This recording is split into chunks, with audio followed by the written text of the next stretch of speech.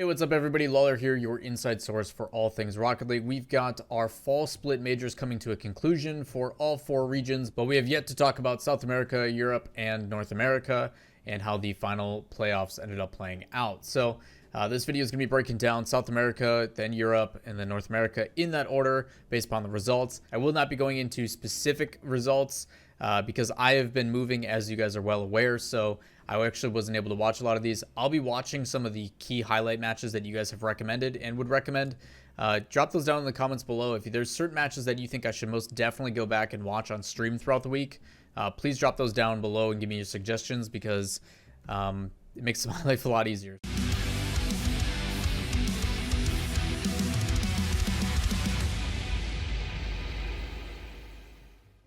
We're going to be starting with South America off the back end. You can take a look at the playoff bracket on Liquipedia. Links to that will be in the description down below as well. First, we had True Neutral versus Rebel in a 3-0 clean sweep for True Neutral. They were kind of the second seed coming in. Everybody had the expectation of, if the high seeds made through, it's supposed to be True Neutral versus Elevens, and we'll get to that eventually. But True Neutral came out and looked very aggressive. South America generally has a playstyle that is really, really aggressive and a lot of mechanics, but they lack kind of the tact with the subtlety to not go for things. They don't really wait for things to develop. They just are like, can I hit it first? Can I get to it first? And that's all really is the thought process. And you got to see a little bit of that, and players that have more talent really standing out. True Neutral being one of the more gifted rosters in that regard. But the thing that you started to notice in this first series from what I did see is that there was the early foundations of it being a team effort where everybody was getting involved. There wasn't just one star player. So good results for them there. You then drop down to Noble versus PDHM, and this was a pretty big upset in my perspective. Noble has a very talented roster, but it kind of falls to the results that they've had throughout the entire season, where even though Noble very talented, seems to fall short in high profile matches and in really notable matches. And in this case, it is in the quarterfinals. So PDHM win in OT in game number 3, a big one at that, but a lot of one-goal games or very close matches here, ultimately leading to PDHM in 5. We then jump down to the 3 Sins versus Era. 3 Sins, another team that we were pretty keen on, and a perfect sweep, 2-0, 3-0, and 2-0. Not letting Era score a single goal. I actually watched this entire series, and it was a pretty good one from 3 Sins. Made me excited more so for the next match. Era is not a team that I've ever really considered to be a contender. While 3 Sins has had their ups and downs, but is usually within the top 4. So 3 Sins may be excited to go into the next match to be like, okay, who's going to come up against this? Is it going to be Elevens or No Mercy, another team that some people were pretty excited about? We then jumped down to that last quarterfinal of Elevens versus No Mercy, and Elevens gave us what we had expectations of, but No Mercy did put up a pretty good fight, valiant effort from them, in overtime in game 1 that they ended up losing, and then they bounced back eventually in game number 3 with a 3-1 victory, but outscored quite a bit here by Elevens. Just the better team in this one. No offense to No Mercy or anything. They just got outclassed by the skill of Elevens. Part of the reason why they are considered the best team in South America. We then jump up to the semifinals. True Neutral versus PDHM. And True Neutral continues on their warpath. They start off with an opening game, 1-goal difference, 3-2. And then PDHM bounces back, 4-0 and then 2-1. Very close game in that game 3. And then the adjustments started to come out from True Neutral. Game 5, they ended up having an OT, 2-1, so super close there from PDHM. But when they transitioned into game number 6 on Neo Tokyo, True Neutral decided to shut them out in a 4-0 and kind of stamped their approval into the grand finals, which was pretty commendable. I think the biggest thing I got out of that is PDHM is a team that I think a lot of people, myself included, didn't really pay too much attention to in matches like this. And the points that they're getting from regionals will keep them competitive as long as they keep their rosters together. Too many times I've seen in South America where teams do have these kind of breakout performances like a No Mercy or PDHM, and then they split and they change everything up when in reality they've shown promise and now they got to build with that promise. But a lot of these teams are lacking coaches and management and stuff, so I do hope that PDHM has some background support and is going to allow them to get to that next step and hopefully break into, again, a top 4 not only performance, but a top 4 team consistently. Dropping down to the lower semifinals, 3 Sins versus Elevens, and even though 3 Sins had me excited, Elevens decided to hold them to only 4 goals over the course of 4 games, which is not enough to beat a team in the South America region. It is high flying and very high scoring, and you saw that 4-1, 1-0, 3-1, and 3-2. So some valiant attempts put up by 3 Sins, but it was not enough to beat Elevens. Elevens versus True Neutral in the grand finals. As expected, these are your 1 and 2 seeds.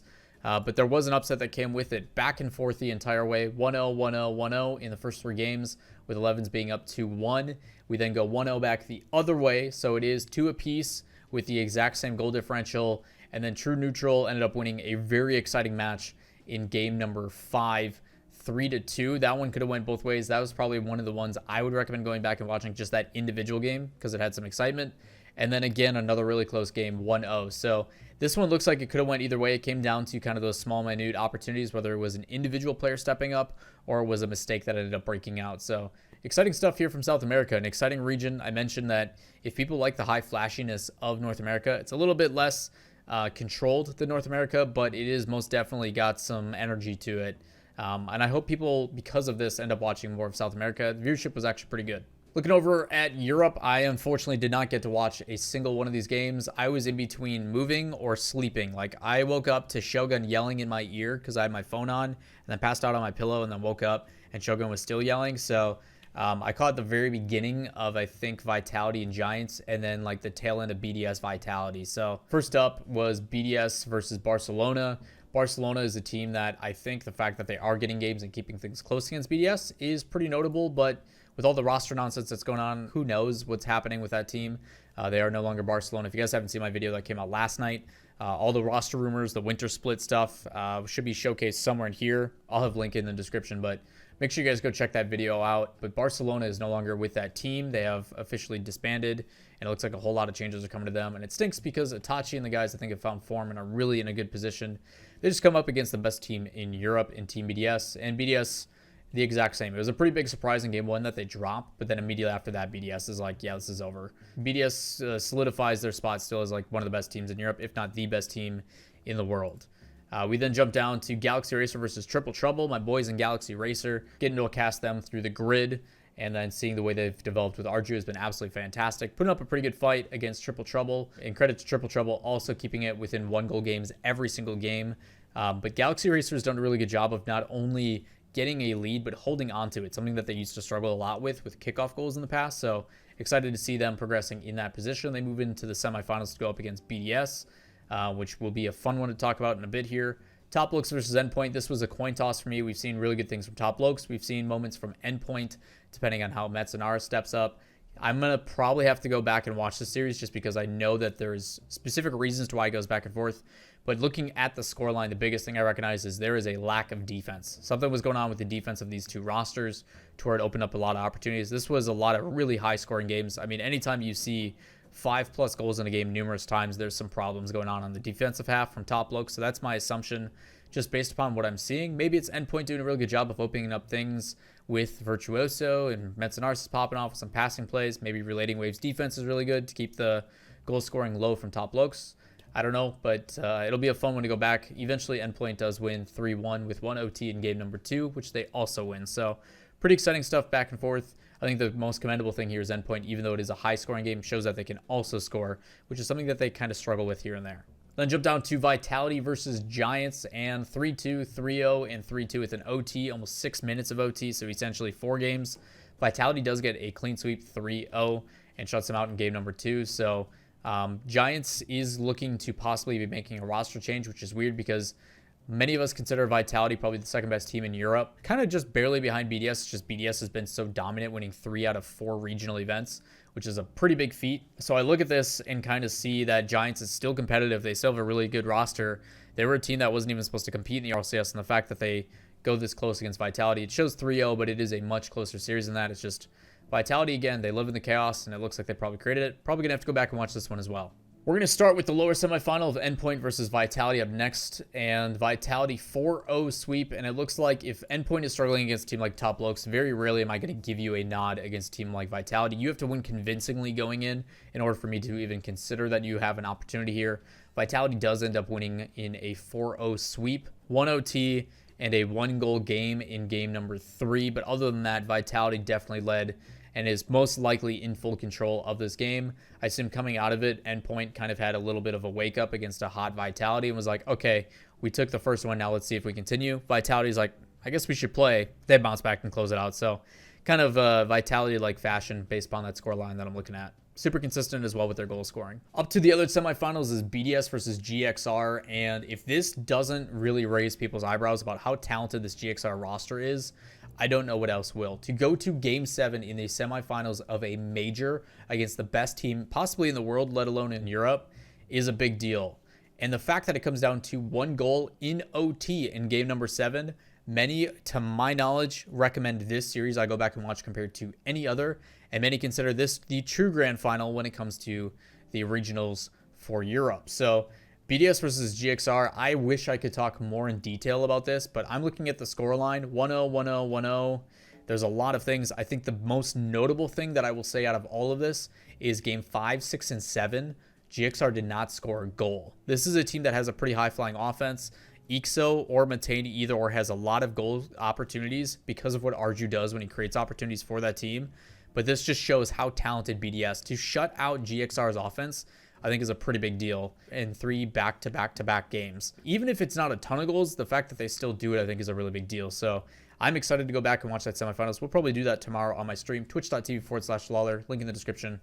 Come join us. We'll probably start about like 1, 2 in the afternoon. We're also playing Among Us with the Minnesota Rocker tomorrow, their Call of Duty team, and possibly some of their staff. Last but not least, we then go into the grand finals, BDS versus Vitality. These two seem to always run into each other in some capacity, and in this case, it is BDS over the top, solidifying themselves as the best. It does go to 6 with 2 OTs, and each team wins an OT. Game 3 is usually that pivotal moment in the series, and for BDS to win that first OT and then put them at match point moving forward, it was almost solidified that it was almost impossible for me to give the nod to Vitality. I've seen Vitality come from the depths, but usually it's in a lower bracket run. But to have to reverse sweep a team like BDS, I think is almost impossible. So BDS put themselves in a really good position, shutting out Vitality, even though it is 1-goal games in game 1 and 2, I think was a really good way to solidify their series. So credit to BDS, man. They are absolutely dominant. I tweeted it out. I need to see this team on LAN. I desperately want to see if they can handle that pressure of the on stage. But because it's been over a year, I think everybody's going to be kind of at a clean slate. So it should be exciting. Last but not least, we jump into the North America Regional Major. And looking at the playoff bracket for North America, I think all the low seeds had a really tough match. You're talking every single top 4 team is the high seeds. So you've got Energy, Envy, G2, and Space Station, all as the high seeds. They don't run into each other until the semifinals, which is good seeding. So credit to whoever did the seeding for the playoffs in the major. You then see Peeps, Alpine, Rogue, and Kansas City Pioneers as the low seed. And the only one, honestly, that I can see going differently is possibly Kansas City Pioneers over Space Station. But it looks like Space Station in that new team house has really solidified themselves as a very solid roster again. They had a little bit of a hiccup, I would say, about for a week and a half, a couple weeks back, but still performing extremely well. You can go look at the result history on Liquipedia. They have never not been a top 5 team, top 4 even, and obviously have had moments of being the number 1 overall with their absolute dominance. So glad to see them back on top. I'm not going to really talk too much about the quarterfinals because it is, to me, just looking at this, 3-1, 3-1, 3-0, 3-0. Like, the higher seeds are just winning. They're just better teams. And that's not to discredit Peeps, Alpine, Rogue, or Kansas City Pioneers. I guess the thing I will check is Rogue did keep 2 games against G2 pretty close with an OT. And then for Kansas City Pioneers, 2-0, 2-3-2, 2-1. Okay, so Kansas City Pioneers did put up a pretty good fight. They kept it within 1 goal for majority of the series except for game 2. So just got to find a way to get past Space Station, which nowadays is really difficult to do. Moving into the semifinals right away, Energy versus Envy. This is a series that plays out a lot. Energy versus Envy, and Energy does have a pretty convincing record against Envy nowadays, especially now that they found Squishy's involvement and what his play is going to be. And I look at the scoreline, and it almost feels like Energy probably just freestyled this whole game. 5-2, 6-3, 2-0, 2-0. The only game that Envy had is they had to shut out Energy, which is almost impossible. So when Energy starts scoring and hitting stuff like this, I'll probably go back and watch this series just to see how chaotic it really was. But unfortunately for Envy, their defense was not able to hold off a high-flying Energy on that day. Jump down to the semifinals, G2 versus Space Station. This one goes to 7. This could be a really good series to go back and watch as well. Come out the gate 4-3 in favor of Space Station, back and forth, 2 OTs back and forth. So they alternate wins all the way up until game 4, and then game 5, G2 wins 2 in a row. And then Space Station comes back and shuts them out in 2 games, 2-0, 2-0. That's pretty crazy. I'm curious to see on how those last 4 games went. The first 3 games, okay, back and forth of trying to figure stuff out.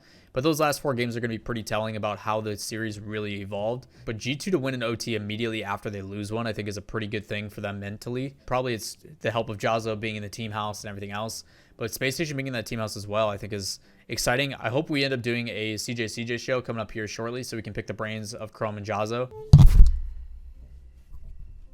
And last but not least, the grand finals for North America, Energy versus Space Station. Obviously, Space Station winning in 7 over G2 in that semi. This one I heard was kind of a mixture. I'm not really sure how this one played out, but it does look relatively even back and forth. Primarily from first glance, based on what I'm seeing, is it does obviously go to 6, and there's a lot of shutouts in this from both sides. Pretty competitive in the beginning with Space Station beating Energy, and then Energy obviously starts to bounce back towards the tail end, keeping it closer, 4-3 in game 2. Game 3 is kind of that adjustment period that I talk about, and even still during that, at a overtime 1-0 at 124. So Space Station still put up pretty good fight, and then immediately after, a similar situation with another 1-0, but then after that, they get shut out by Space Station to close it out. So those games 4 through 6 are going to be really interesting to go back and watch. Probably 3 through 6, I would actually say. I assume Space Station just had a good game plan coming out and had a really good play style. But from what everybody was telling me online was that Space Station just looked like a really good team. Like, they were clicking, and that's kind of exciting for me because I wanted to see what it was in the difference between Space Station kind of bouncing back. It's very difficult for a team to stay at the top and for them to come out into, or I guess past the offseason into the beginning of the fall split and be as dominant as they were, and then they fall off, just kind of shows how tough it is to win as much as some of these teams do. The fact that Energy, Space Station, Envy, and G2 all still staying top 4 for pretty much the entire season, with glimpses of Kansas City Pioneers, I would say, is very commendable. It is not easy to stay at the top, and credit goes out to not only the organizations, but the staff behind it, whether you're coaching, managing, the players, the efforts they're putting in, and that applies to any team that shows that they can stay at the top. It is not an easy thing to do while everybody is gunning for your position. It has stepped down a little bit. We're going from 32 teams to 24 now for the winter split. The grid is getting a new format. We're going to double elimination as compared to round robin with a Swiss format. So it's going to be an exciting fall split. We've got 2 weeks off, and then we're right back into it. November 7th is going to be the first regional for Europe. A lot of action. We've got more grid coming. Hopefully I'll be casting some of that. I don't know the situation. Things are kind of working themselves out. I'm supposed to be building my desks tonight, but the delivery person ended up not waiting 5 seconds for me to ring them in. So I'm still waiting on parts for that to deliver tomorrow. I've got new lights coming in, and it's going to be crazy. We got some new production stuff coming up to date, so it's going to be pretty sick. But that is going to wrap it up for me. Any questions, comments, concerns, as always, drop those in the comments down below. If you guys enjoy the content, thumbs up. Hit subscribe, turn on notifications, all that stuff. We're trying to hit 25,000 by the end of the year. We're like 400 or 500 subs away, so I greatly appreciate all the love and support. But I am Lawler, your inside source for all things Rocket League, and I will catch you next time. Peace.